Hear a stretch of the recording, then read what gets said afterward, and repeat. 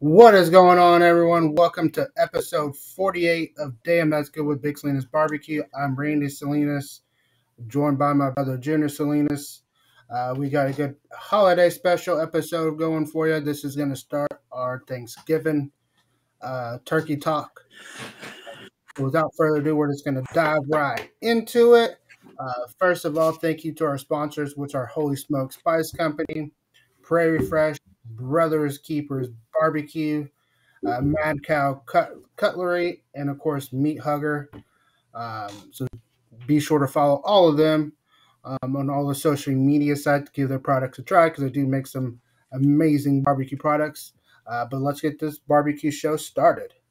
Hey, Junior here. So last week we had the one and only Johnny Maggs on there. We were talking his pit reveal.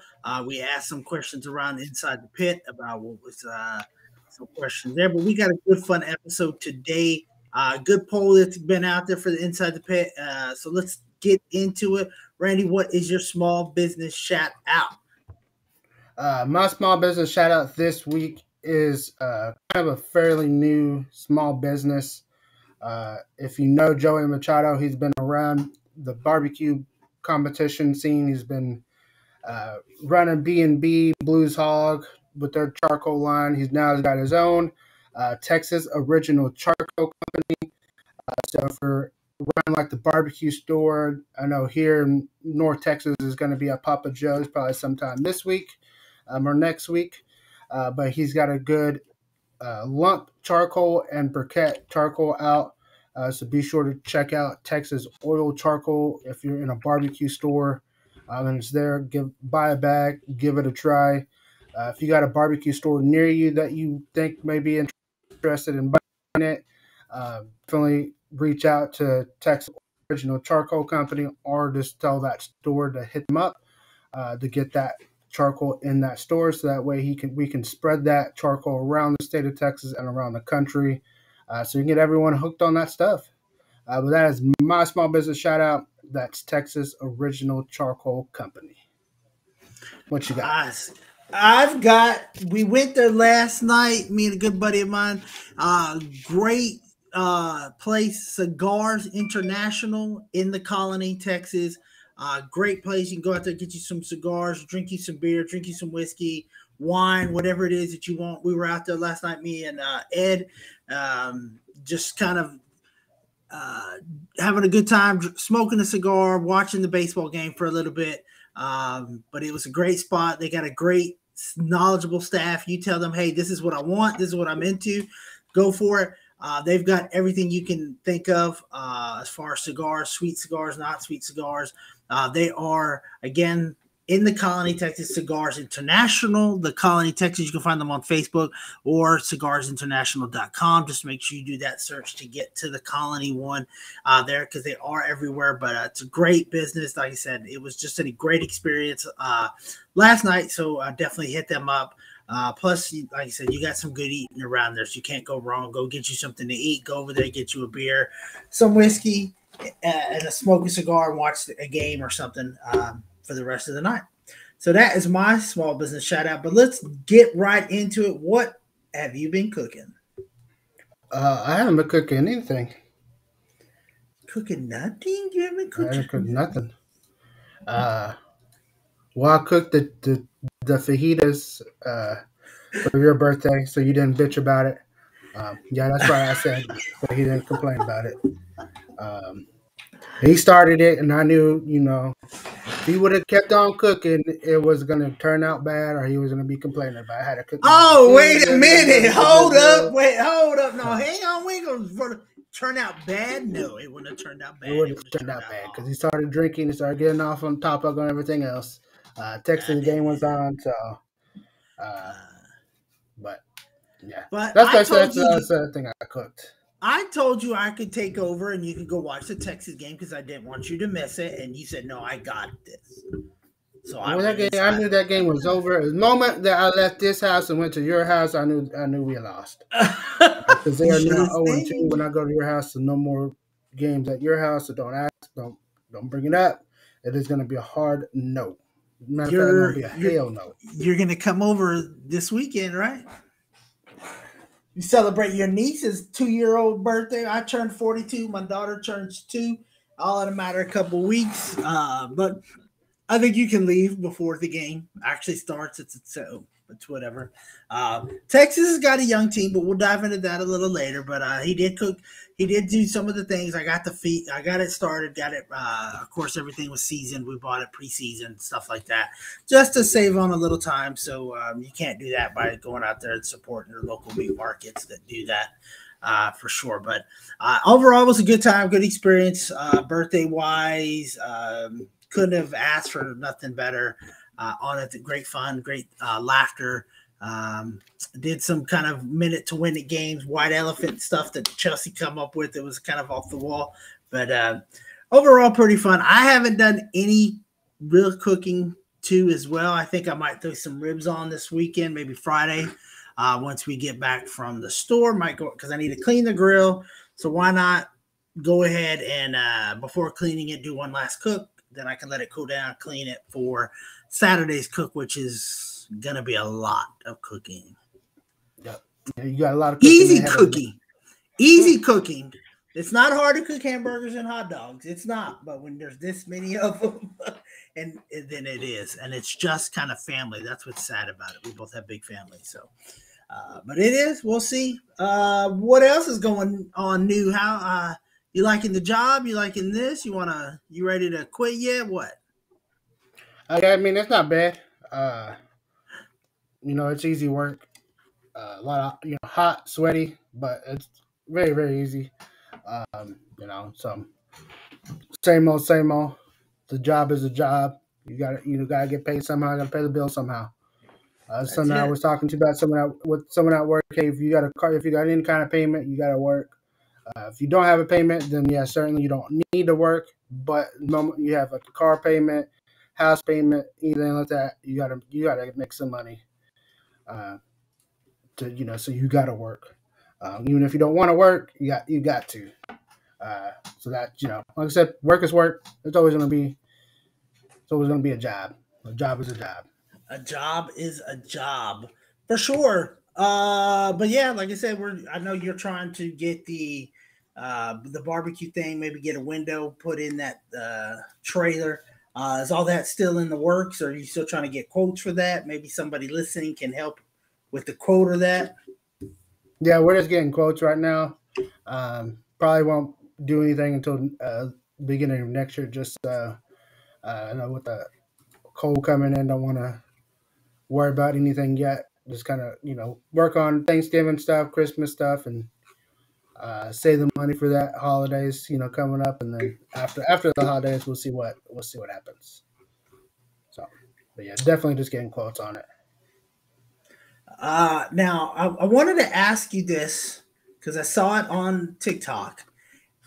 A person from LA said that LA barbecue is better than Texas barbecue. I think you might have even sent it to me. And then people have been roasting this guy because they're like, good barbecue does not need sauce on it. What are your thoughts on it? What are your thoughts on the first comment? We know is BS, so we won't even address that because he chose Texas is top 3. Period. I mean, I don't care what state you are. You got, some other states that cook some good barbecue. I'm not going to lie, but what is your thoughts on barbecue sauce on it? If you have to drench it, is it really that good of barbecue that you're eating? Yeah, if you gotta have something on, if you gotta have barbecue sauce on a brisket, that's not good. It's dry, probably for the most part. The moment I heard that, thought he's stupid. But watching his page, I've come across it several times, and most of his stuff, it seems like it's just for clout type deal. So I mean, just kind of took it and just laughed and just kept on going. But some people that are coming up with some funny stuff, that's if you want to roast someone for that, go for it.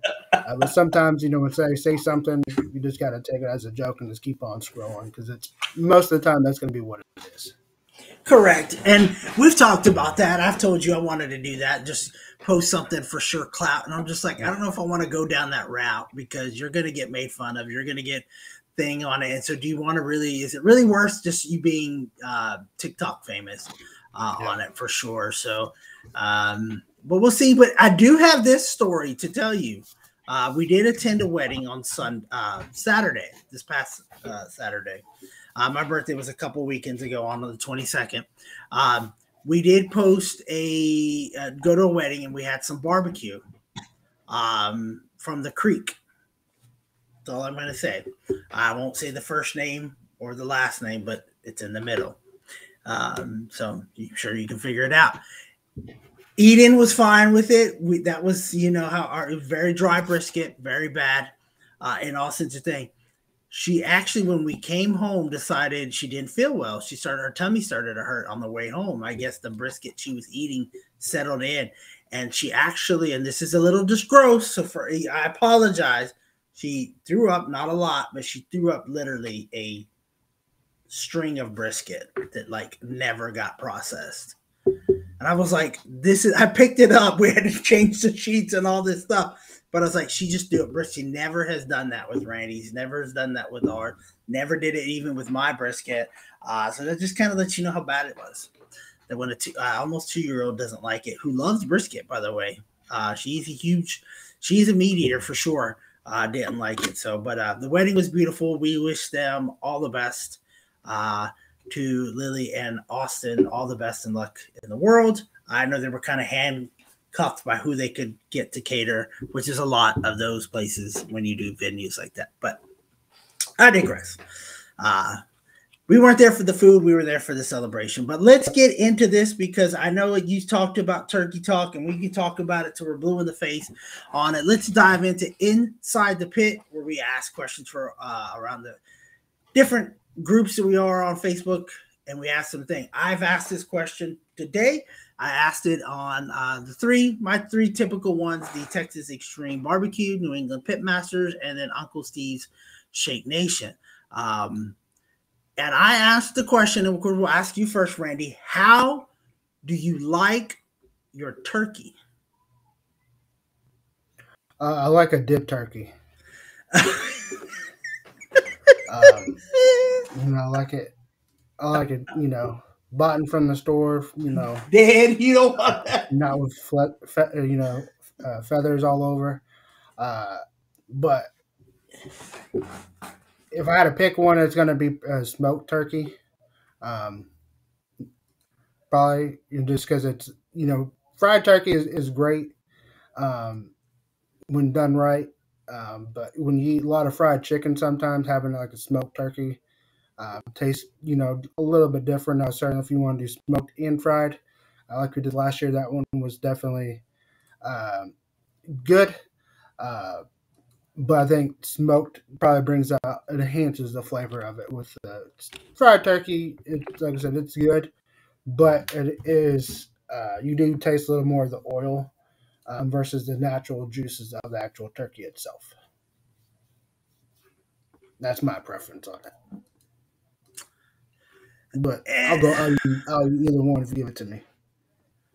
Oh yeah, no doubt. I like the fried turkey. That's my thing right there. I do like it fried.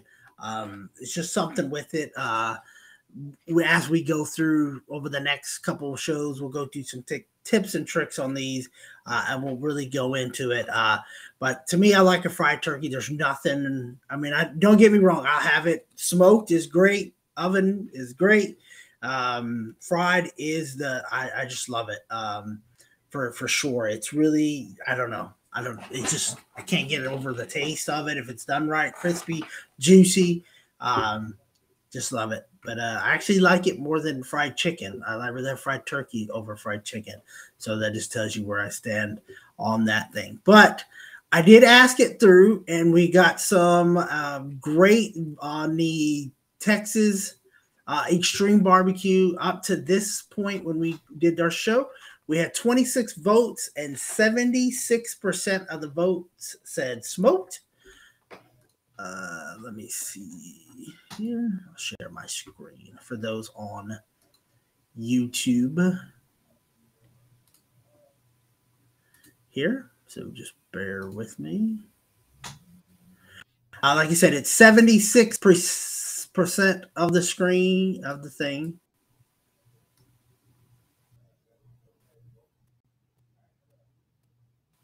76% said fried, smoked.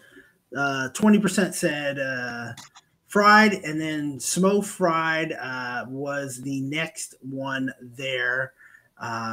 So it was pretty good from there. Having some technical difficulties, so bear with me. As we moved closer to some of the answers we got in the comments on that, as was any way they'll cook it. It was always did say a smoked. You have to actually pull it up on the screen. A smoked Cajun style one.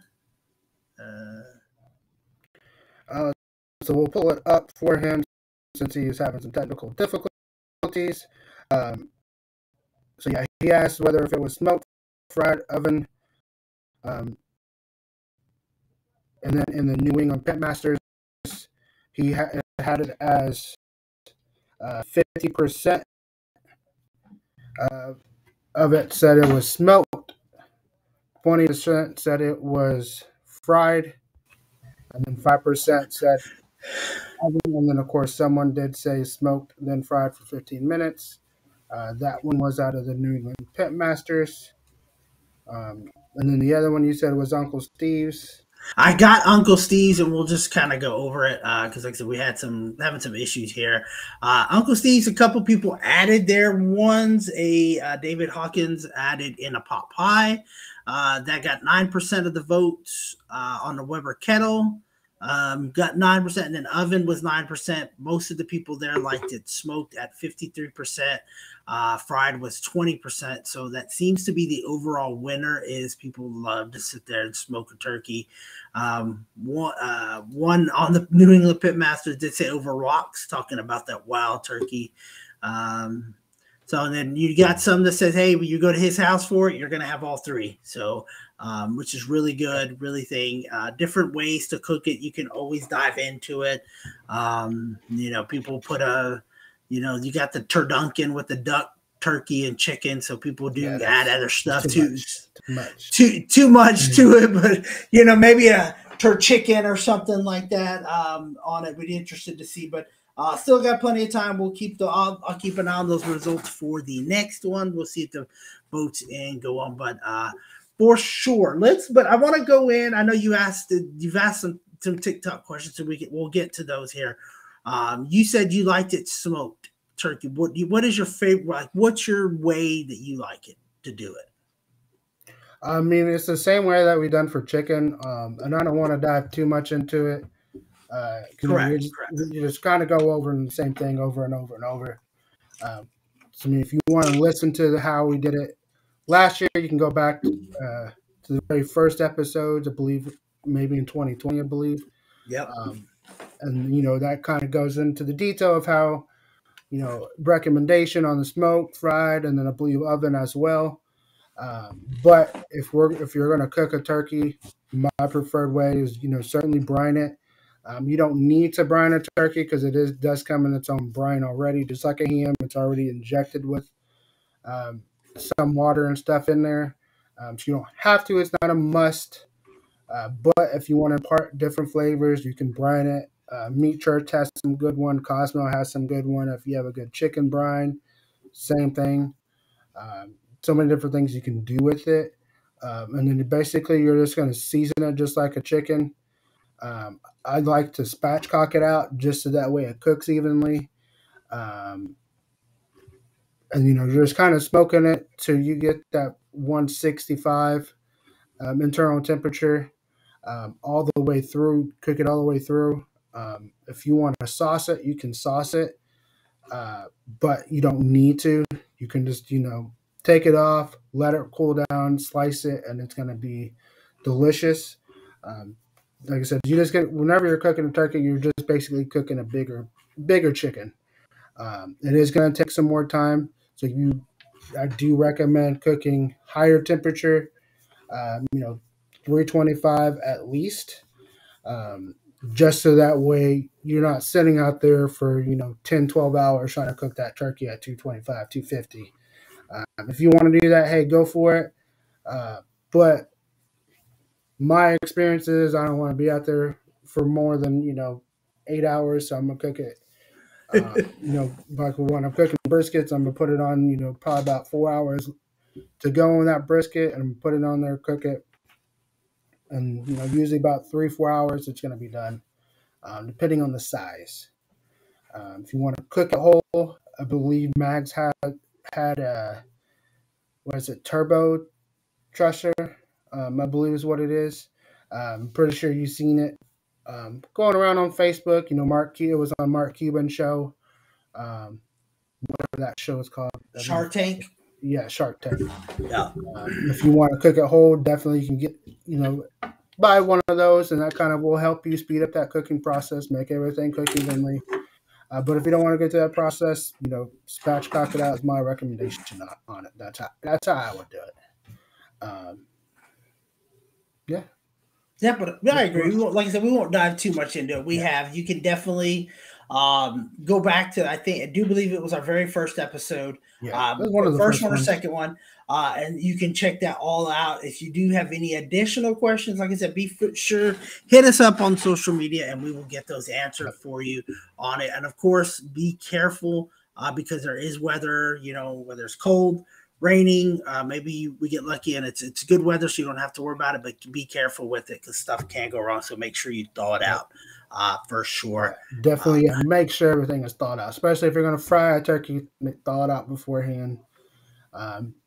Usually, like if you have, I believe chicken or turkey is 4 hours per pound, I believe is what it is. Normally you can have it thawed out, like if you're going to cook it on Thursday morning for first game. If you were cooking out for dinner on Thursday, whatever time you eat, you can have it thawed out by Tuesday, brine it on Wednesday, and then cook it on Thursday. Correct. You can leave turkey out two days before it's even cooked. It's going to be fine. Just make sure you have that refrigerator cold, just so that way it thaws out slowly, and then it doesn't start going bad on you. Because when you have it on a higher setting, let's say 60 degrees, it's going to start going bad. Yeah, for sure. So if you're not brining, definitely give it that full day to thaw out, is what kind of little rule of thumb, what you're saying on it. So that's what I would do. Great tips there. As we're cooking, as you're doing your turkeys for your family. I know with ours, we are all about eating it all day. And so we have it ready to go by like 11:30. We're ready for that first game, that first kickoff. So we're in a nice food coma during the Lions game because they always play first. And then we'll be ready to go come for second helpings, dessert helpings, once the Cowboys get set to kick off in the afternoon game from there. But and he did say something too good as well, as far as the frying of the turkey. When you do it, make sure it's thawed out for sure. And when you put it in there, put it in slow. I see so many TikToks of people putting in too fast. Don't overfill it. People have put water in it. I've seen people do water first and then put the turkey, still wrapped up and stuff like that, so they can see, okay, this is where it's going to come once the turkey's in. So they can, when they put their oil in there, it'll be good to go from there. I don't know if he's online again. Randy, you got anything else? Yeah, we're having some technical difficulties. Both internets are not doing good. But if you do get this on the social media platforms, on YouTube, hit that subscribe, hit that like button, hit that bell notification, regardless of where you're at, so that you can get this when we go live, because we will do some lives. Coming up, we will get live shows. We will do live little spot things as we hit the competition trail next year. Maybe when we start cooking some of these turkeys. I know we do sell them and we do love to deliver. So if you have your orders, definitely hit us up. BigSalinasBarbecue.com will get you there. I'll get you the prices. I think it's 55 for smoked, 65 for fried. I could be wrong. I could have those backwards. We'll check with him. He had to bounce out real quick. So don't quote me on those prices yet. But like I said, we will cook it. We will deliver it. We usually have a bunch to do on it. So definitely go hit those up. Hit those hit products as well as we get to the holiday season for that perfect grill master, pit master in the makings. If you don't know what to get them, hit us up. Tell us what they like to do. We can ask our fellow barbecue brethren out there, all of those out there that love to barbecue. We can definitely find you the perfect gift for your people. But let's, like I said, we're going to keep going into this here, into our turkey talk here. I do have the questions as they come in. Hopefully we'll get Randy back on here soon. But if not, the question out there, we will do it. For our next one is, he did the whole, do you name your grill? Was the one I want to jump in with him. He did a TikTok post, so check it out at Big Salinas Barbecue on TikTok. And all the social media sites. And he asked the question, do you name your pit? So that will be our next question for Inside the Pit is, hey, do you name them? Let's figure that out. Let's see who names them. I know we name them. He's got the Three Amigos and Dorothy, I do believe is what their name. I haven't come up with one for mine yet, my little Weber kettle out there in the back, but it's going to get some use this weekend. I'm going to go ahead and get the ribs out there thawing out for sure. So we'll hit that up. Make sure they're thawed out this time, and I don't have to rush to get it, but we will do that. So like I said, next episodes Inside the Pit, we're going to he's teased it on Facebook. So think about it now. Do you name your pits, and what are they called? So he'll dive into his thought process of what they are from there. But you got any other topics on Turkey Talk? Turkey Talk. Let's see. I gave the tip about the thawing out of the fried because you do want to do it fast and slow. The watering on it, and again, we gave it a lot more detail in those first couple of episodes. But like I said, you need help. Again, hit us up. We'll help you out. Hey, show me what you're talking about. He's all about he'll do a video if he can. It may not be right away due to work schedules and stuff, but he'll have a video, or he'll point you to a video to check out for that right information. I mean, yeah, if y'all got a good recipe that y'all like, that y'all want to share, let us know. Whether it's, even if it's a side or dessert, what y'all's go to, how do y'all like it? What do y'all do with leftovers? I've seen people put it in, pot pie, casseroles.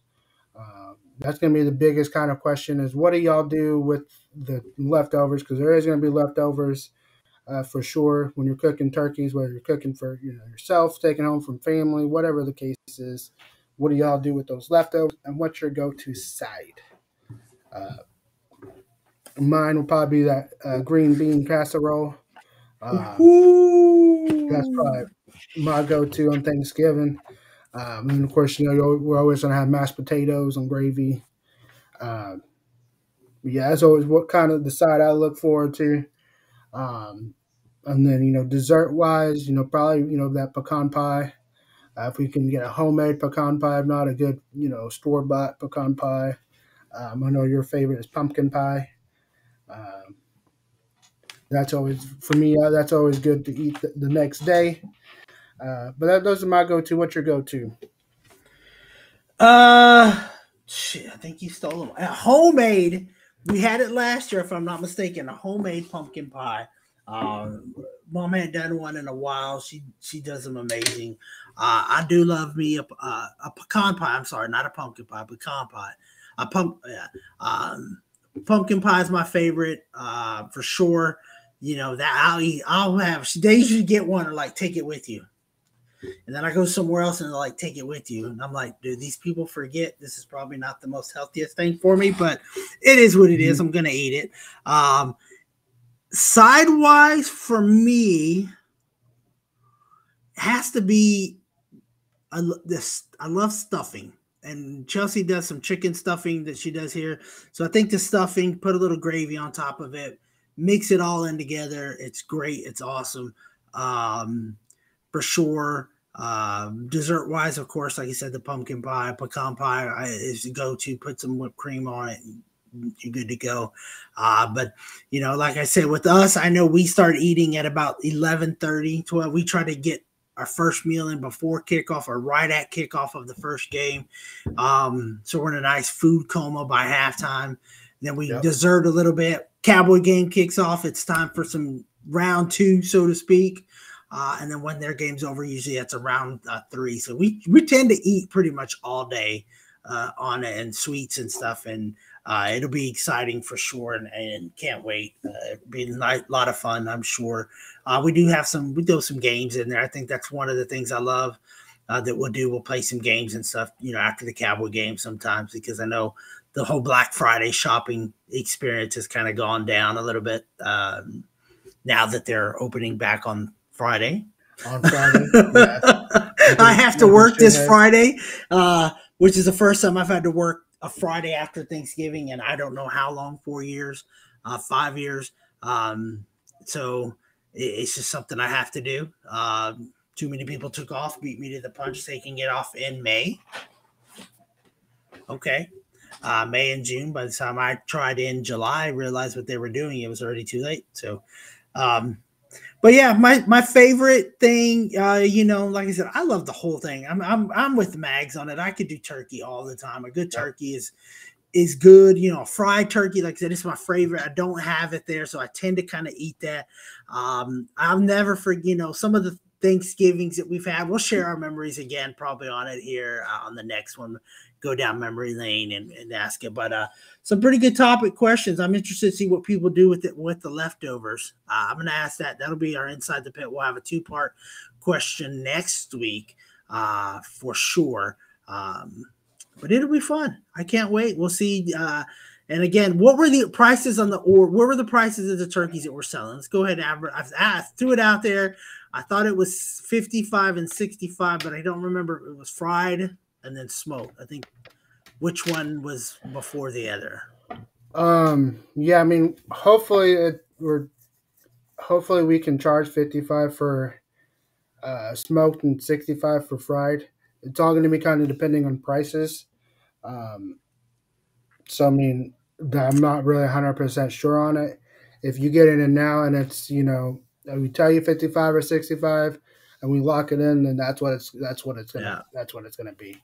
I know some people that always kind of do it now are charging, you know, $80, $100.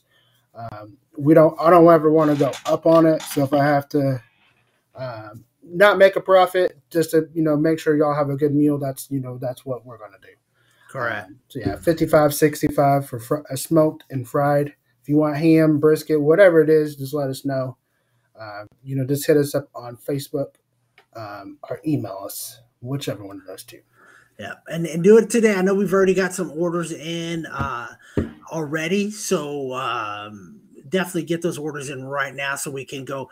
Plus, we can go look for it. Gives us a chance to go kind of look for this turkey prices, so we can make sure we can lock it in before we go see them, and then we're like, oh crap, we're really, you know, we might be taking the L on this one, but that's what we want. We want to make your Thanksgiving with you and your family special, and not hurt your pocketbook as much as everything else hits your pocketbook. So should be good times. Get those in, and of course, if you want something else cooked for Thanksgiving, we can do that as well. I've seen people order briskets on it.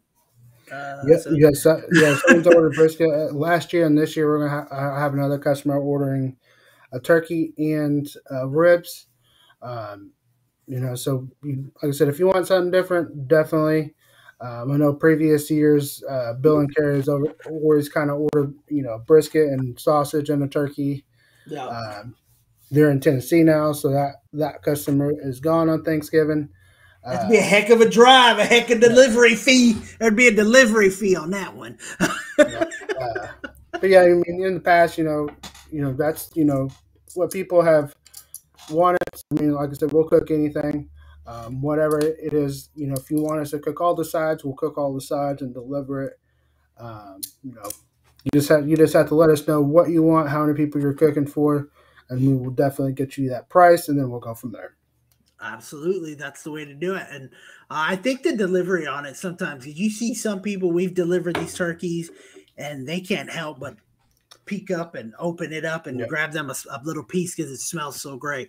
And it's going to be great. It's going to taste great. We've always had good reviews on it. And of course, like I said, if you order anything from us and you're not happy with us, let us know. Only way to get better.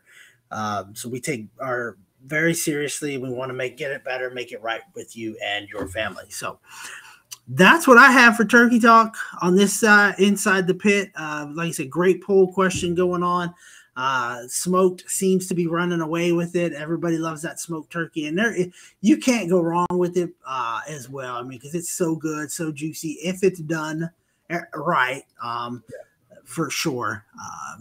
But there's so many different flavors of the thing you can get with that smoke in there. It would be, I don't see how you could really do wrong on it, but you never know.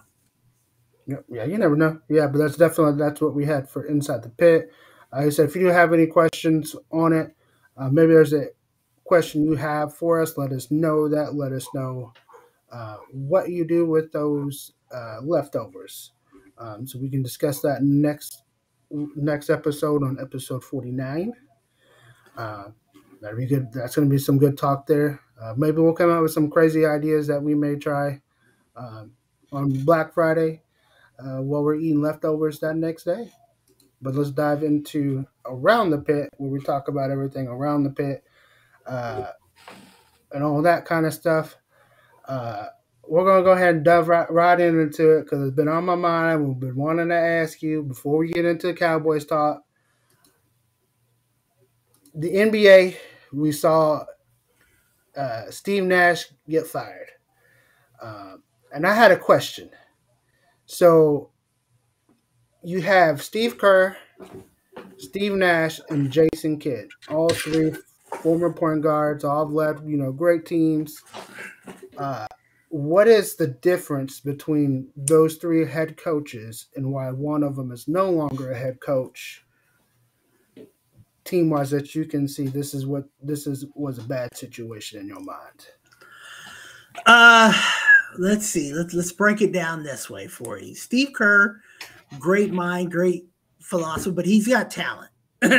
But he's got the talent, and he knows how to corral it to make it work together. He's got the off the wall and Draymond Green, but when he needs to, he can channel it down, bring him in there to make it work.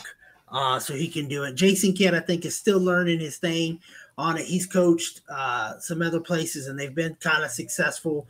He's got Luka and some talent here. If he can keep it corralled and get it corralled, headed in the right directions, what I think they are, who knows what will happen with that. Jason Kidd, unfortunately, had... You mean Steve Kerr? I mean, no. Steve Nash. Steve Nash. Yeah. Steve Nash, unfortunately, had Kyrie Irving.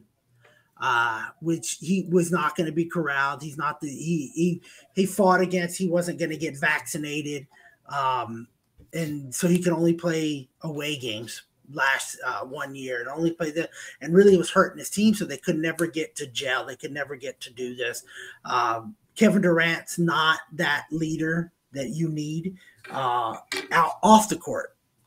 He leads by example on the court, but he's not that. Hey, come on, Robert, let's get together. Come on, make them do it like I think, a Luka is or even a Steph Curry is.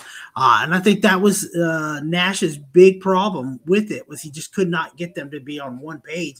And when you have somebody that outlandish, this even says what he has said, and I'm not going to repeat it because I don't want to get it wrong or anything like that, because it is very controversial. And I do agree with Charles Barkley and some others. He should have been suspended for putting down a whole race of people because it's discrimination, whichever way you look at it.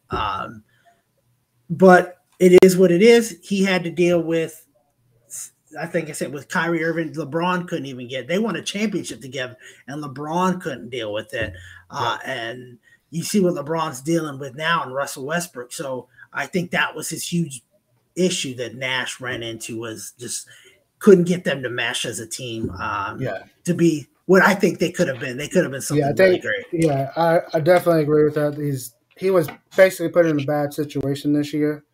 With Kevin Durant saying he wanted him gone, he wanted this person gone, that person gone, Kyrie not wanting be there, Kevin Durant wanting out. He was basically stuck in the middle of how long am I going to be there? So he's definitely not a bad coach. He was just in a bad situation. I think if you put him on, on the Mavericks or on the Warriors, I could see him still being there. If you put any of those other two coaches with Brooklyn Nets, they're probably in the same situation and going to be gone. So he's definitely not a bad coach. It's just a bad situation. It's just a complete mess there. But that's kind of the question that I kind of been pondering is why all of a sudden now him getting fired and all this talk of, he's not a bad coach. He was he's a bad coach, bad fit. Shouldn't have been hired in the first place, but it's like, wait a minute, is he a bad coach or just a bad situation, bad team, all that kind of stuff, But we'll definitely see what happens with them going down to see, who they get to be the next coach. What happens from here. Be interesting to kind of see. But then we'll dive into some Cowboy talk. Another topic is kind of we kind of talking about is, and now everybody's saying it. Big talk is now Pollard needs to start, Zeke needs to sit out. And someone went so far as saying Pollard needs to tell Zeke when he can get the ball. You have to go to Pollard first for Zeke to touch the ball, which I think is stupid. You watched the game. I didn't watch the game. I just watched highlights of it. What was your thought about Pollard, and should he get more touches? Should he be the starting running back this year? What's your thoughts? Should he be I could get on board with him being the starter. I heard the comments of I forget who it was that said Pollard should be asked that he's got this right now. He's done it. Has he looked better running the ball than Zeke? Yes. But at the same time, whoever what was it? Davis, I think, was the third string guy, or somebody else, the rookie guy that was there. He was a bruiser like Zeke, and he was wearing him down, and he got his fair share of touches. So I don't have a problem with the way they've been running it. Two-headed monster. It's still going to be, and we told this around Dad, and I hated to admit it, and I'm admitting it now again, and it hurts my soul. It really does to admit that you were right. That Pollard, okay, and I give this to the people. Let him be the everyday. Let him be the down. Leave Zeke on the bench. Let's let Pollard do it, and then when Dak's getting killed because Pollard can't pick up the blitz, those linebackers are running over him. Then you're going to do what? Well, wait a minute. We need to put Zeke. Well, you can't just put Zeke out there on pass situations to block. Yep. You're going to have to give him some ball. You got to disguise it. So I don't think is Pollard that guy that can carry the load and then pass block and be out there every down. No. And I don't think they need him to be. Just give him what he's given. I'm all for giving him his 15 to 20 touches, giving him some more chance to run the ball, but at the same time, give it to Zeke. When they're on a goal line situation, and they give it to Zeke. Now, when they were short, a lot of times, like you said, you watched the highlights, but there was times when they were short. They were running quarterback sneaks. They were running somebody in motion, giving it to CeeDee Lamb, or running an option play or something, because they had to get cute with it, because they couldn't just hand them the ball, run behind, Zach Martin and get the first down. They couldn't do it. So that they would, and I think that's what Jerry's alluding to. Is like, hey, we still need him in this. Now, you're not going to pay him what he's going to. And I think Zeke knows he's not going to get that next. He's not going to get a big time contract. Tony Pollard, I don't think he's going to get a pick. Tony Pollard's going to do what DeMarco Murray did.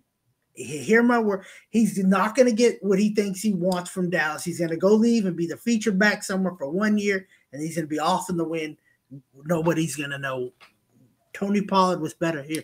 DeMarco Murray was a beast here, but he wanted to go to greener pastures, go with the Eagles, and be that every down guy. He didn't want to be a part of a two-headed monster, and look what happened to him. One season, and he was out of the NFL. And that's good. You know, they forget the scheme of it.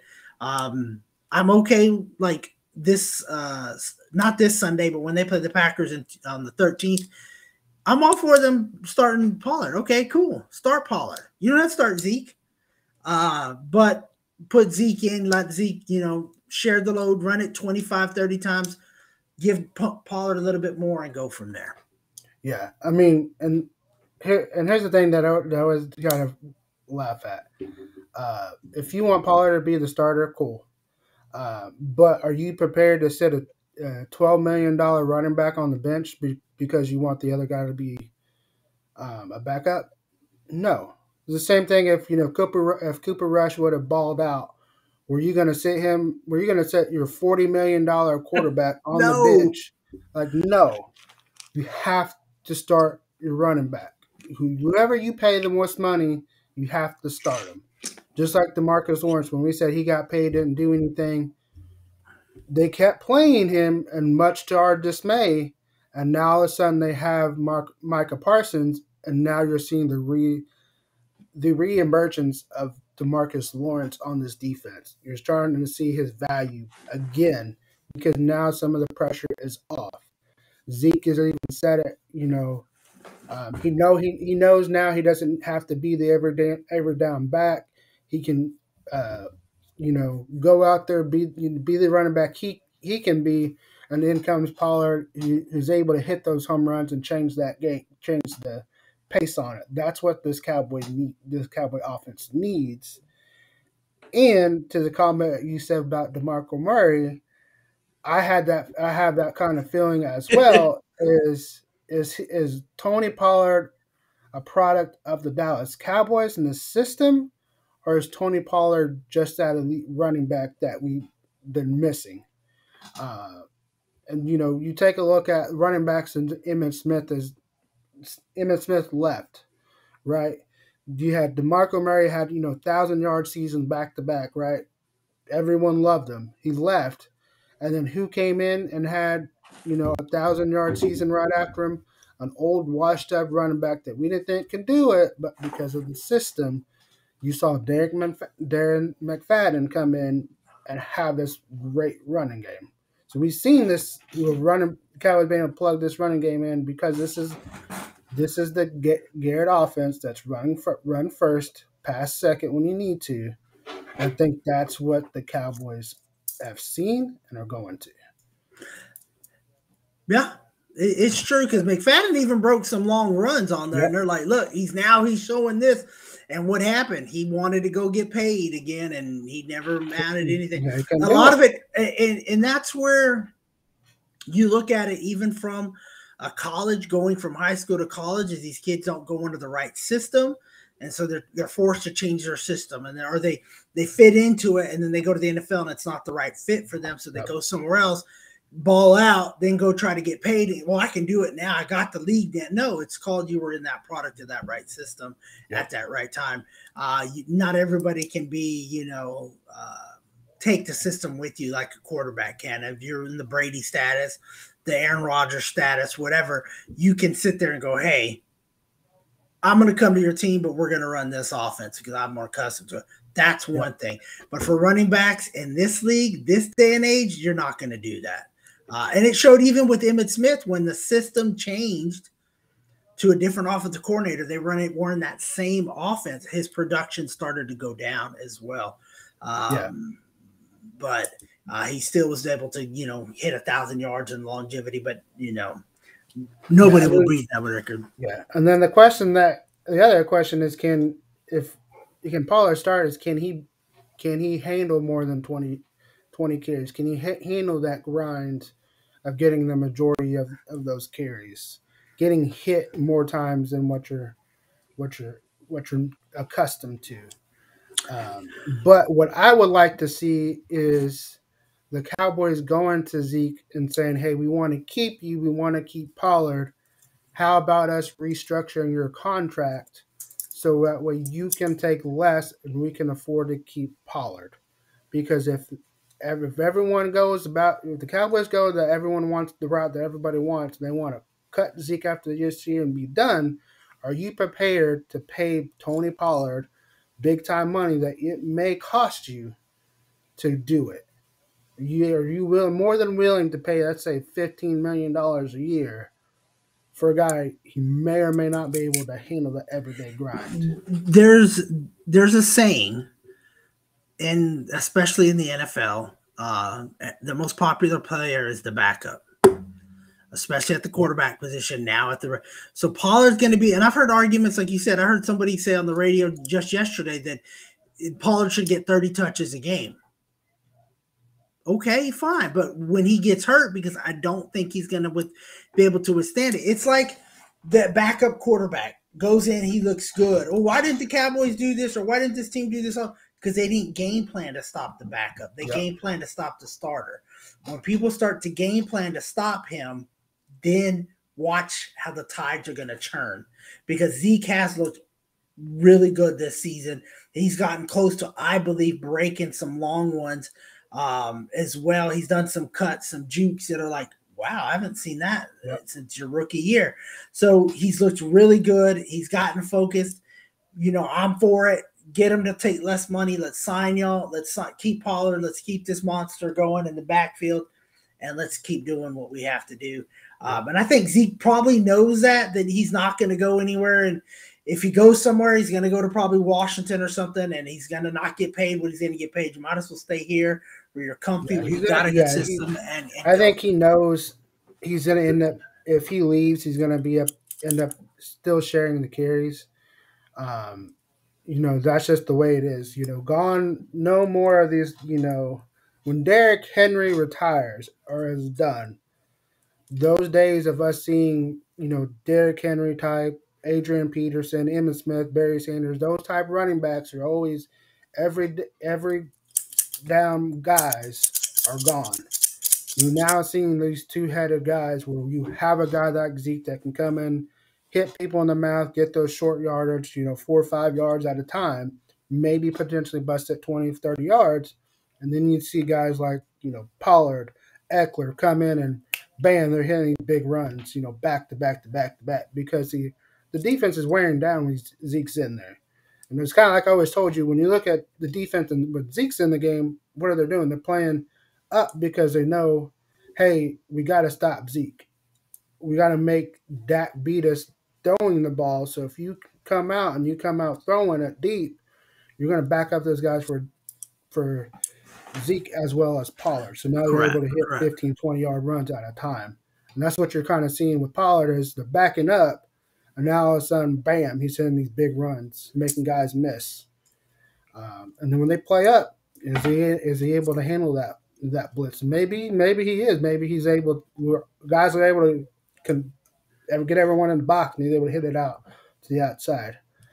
There was a couple throwing downs this past game, as I think about it, that they helped him.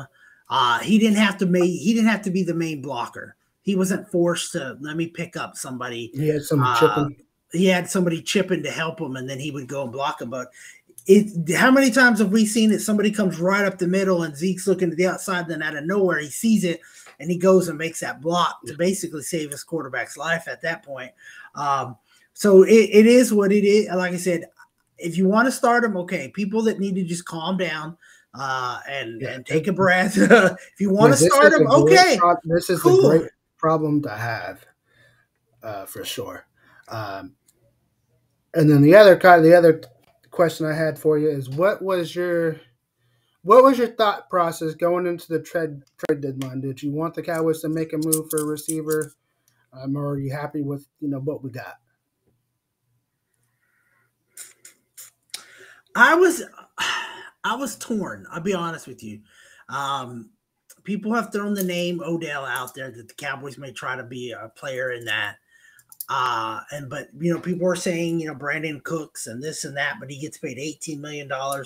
I'm not the biggest fan of Brandon Cooks. I will admit, I think we have Tolbert Brown that can kind of fill in that slot position.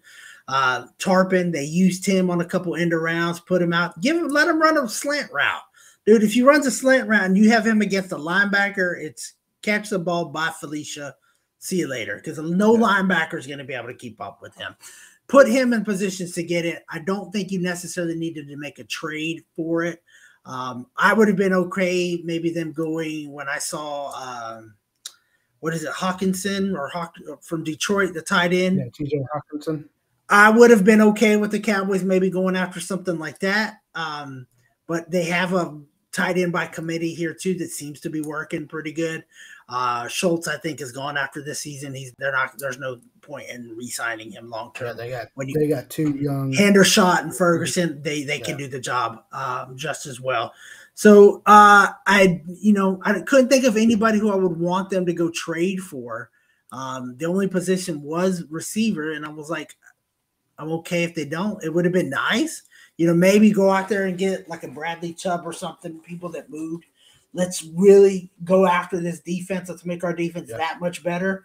Is more what I was leaning towards than receiver, because I think we can get by with what we have offensively for sure. I mean, we put up 49 points against a pretty. Yeah, I think if they were gonna make another trade, I think they had to go cornerback to kind of help because their second corner got hurt for the year.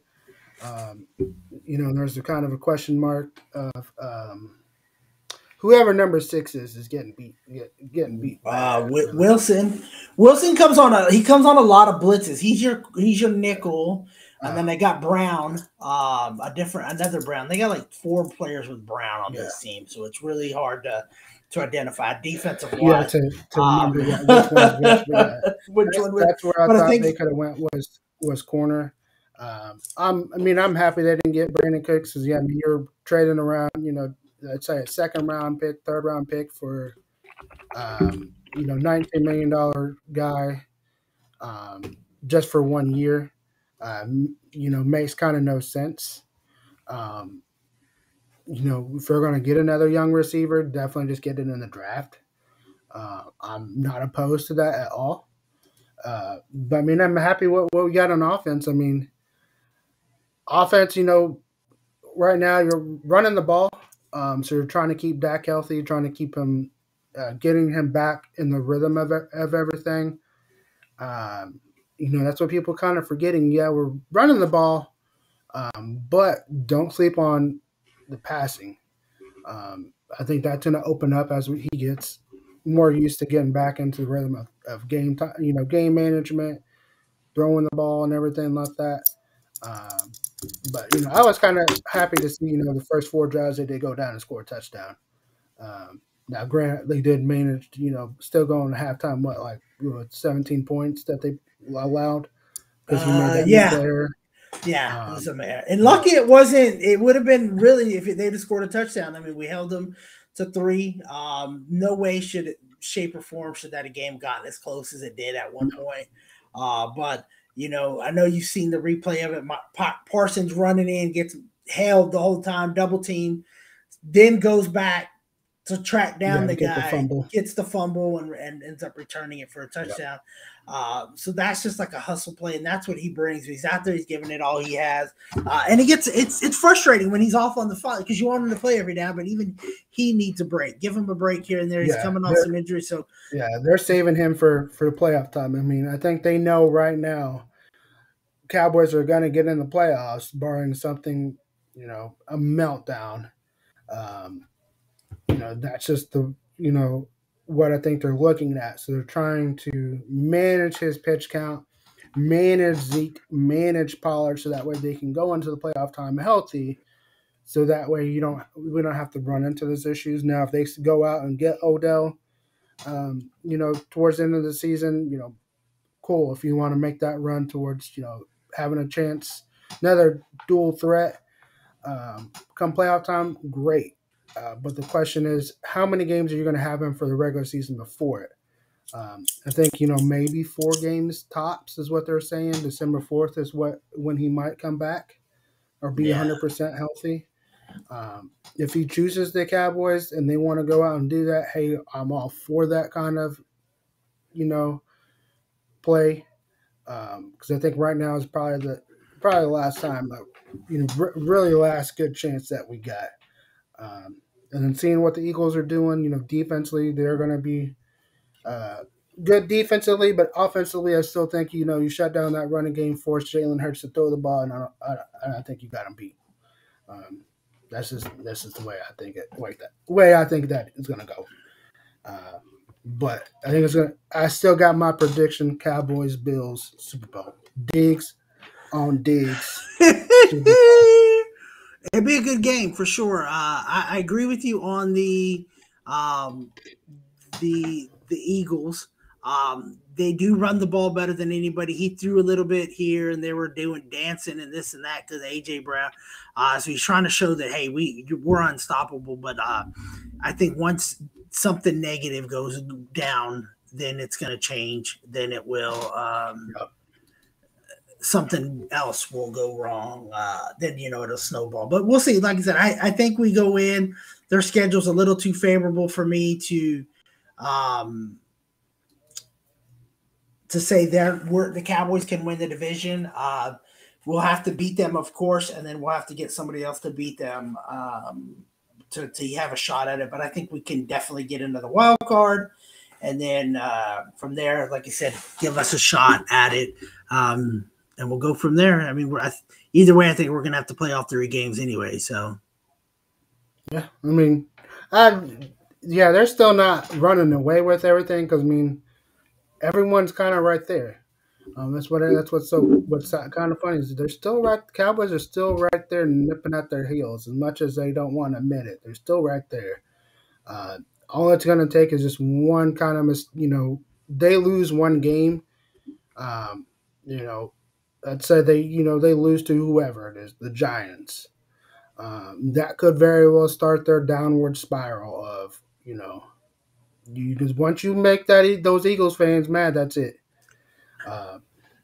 Kind of like those Philly fans. Once you make them mad, that's it. Getting into those Phillies and Astros before we end this episode is who you got winning the series. I'm gonna go first. I know you probably think you're torn. You may not like my decision, but I'm gonna go Phillies. I just want to see Bryce Harper win one. And I think it'd be kind of funny to see the Astros make it to the World Series again just to lose yet again. I think that'd be funny. But either way, whoever wins, more congratulations to him. But secretly, I'm rooting for Phillies just because of Bryce Harper. I think it'd be kind of cool to see him win one. No. My pick is the Phillies as well. The Astros fans, there's something about a cocky fan base. You just want to see them miserable and lose. People get mad at the Cowboys fans. Oh, they think every year is their year. Every year is their year. Every year is their year. Well, aren't you supposed to think that as a fan base? Yep. I'm sorry for these fan bases that don't think that the cheer for the Houston Texans or cheer for the Lions or cheer for whoever. I guarantee you, Steelers fans think this is their year. They thought, hey, we lost Big Ben, but watch what we're gonna do. Same thing with the Rams. Same thing with the Bills. Same thing with the Raiders. The Raiders, big time. The Browns. And there's nothing wrong with it. The Yankees. The Yankees. This goes on and on and on and on, right? You should always think your team, this is our year to win. And they get mad at us for doing it, but hey, okay. We have that faith, Now there's been years that we haven't, and they say every year. During those Campo years, we knew Chad Hutchinson and the group and Drew Hinton, they weren't going to come in, they weren't going to lead us to no Super Bowl. We knew that. We were hoping for improvement, and that's what I was getting to the guy with the one on TikTok, Checkmate, dude. He was talking trash about Florida State, and I was like, dude, I'm not looking for them to go to a playoff this year. I want improvement so that next year we got these recruits coming, and I can feel better about it every year when we get back to that level. For the Cowboys, I think they should be out. They got a great defense. I was a little upset they got rid of Cooper. You see what he's been doing. I wouldn't have touched the receiver core. I wouldn't have touched the offense. I would have loaded up on the defense and let's go after a Super Bowl. But let's wrap this thing up. You got any final thoughts, Mr. Randy? My final thoughts again. Check out Texas Original Charcoal Company.